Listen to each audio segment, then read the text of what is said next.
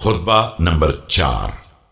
آپ علیہ السلام کے خطبے کا ایک حصہ جو فصیح ترین کلمات میں شمار ہوتا ہے اور جس میں لوگوں کو نصیحت کی گئی ہے اور انہیں گمراہی سے ہدایت کے راستے پر لایا گیا ہے۔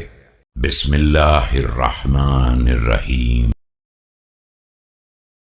إن اهتديتم في الظلماء وتسنمتم العلياء وبنا انفجرتم عن السرار وقر سمع لم يفقه الواعية وكيف يراعي النبأة من أسمته الصيحة ربط جنان لم يفارقه الخفقان۔ طلحہ و زبیر کی بغاوت اور قتل عثمان رضی اللہ تعالی عنہ کے پس منظر میں فرمایا، تم لوگوں نے ہماری ہی وجہ سے تاریکیوں میں ہدایت کا راستہ پایا ہے اور بلندی کے کوہان پر قدم جمائے ہیں، اور ہماری ہی وجہ سے اندھیری راتوں سے اجالے کی طرف باہر آئے ہو۔ وہ کان بہرے ہو جائیں جو پکارنے والے کی آواز نہ سن سکیں، اور وہ لوگ بھلا دھیمی آواز کو کیا سن سکیں گے جن کے کان بلند ترین آوازوں کے سامنے بھی بہرے ہی رہے ہوں۔ مطمئن دل وہی ہوتا ہے جو یاد الہی اور خوف خدا میں مسلسل دھڑکتا رہتا ہے۔ ما زلت أنتظر بكم عواقب الغدر وأتوسمكم بحلية المغترين حتى سترني عنكم جلباب الدين وبصرنيكم صدق النية أقمت لكم على سنن الحق في جواد المظلة۔ میں روز اول سے تمہاری غداری کے انجام کا انتظار کر رہا ہوں اور تمہیں فریب خوردہ لوگوں کے انداز سے پہچان رہا ہوں۔ مجھے تم سے دینداری کی چادر نے پوشیدہ کر دیا ہے، لیکن صدق نیت نے میرے لیے تمہارے حالات کو آئینہ کر دیا ہے۔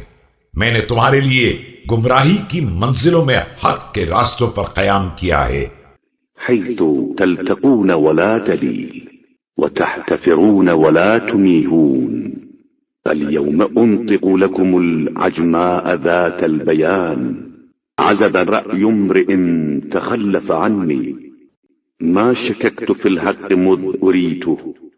جہاں تم ایک دوسرے سے ملتے تھے لیکن کوئی رہنما نہ تھا، اور کنواں کھودتے تھے لیکن پانی نصیب نہ ہوتا تھا، آج میں تمہارے لیے اپنی اس زبان خاموش کو گویا بنا رہا ہوں جس میں بڑی قوت بیان ہے۔ یاد رکھو کہ اس شخص کی رائے گم ہو گئی ہے جس نے مجھ سے روگردانی کی ہے۔ میں نے روز اول سے آج تک حق کے بارے میں کبھی شک نہیں کیا۔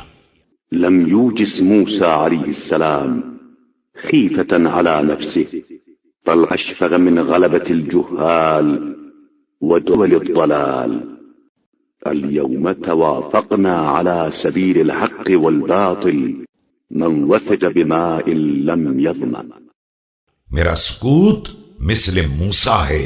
موسیٰ کو اپنے نفس کے بارے میں خوف نہیں تھا، انہیں دربار فرعون میں صرف یہ خوف تھا کہ کہیں جاہل جادوگر اور گمراہ حکام عوام کی عقلوں پر غالب نہ آ جائیں۔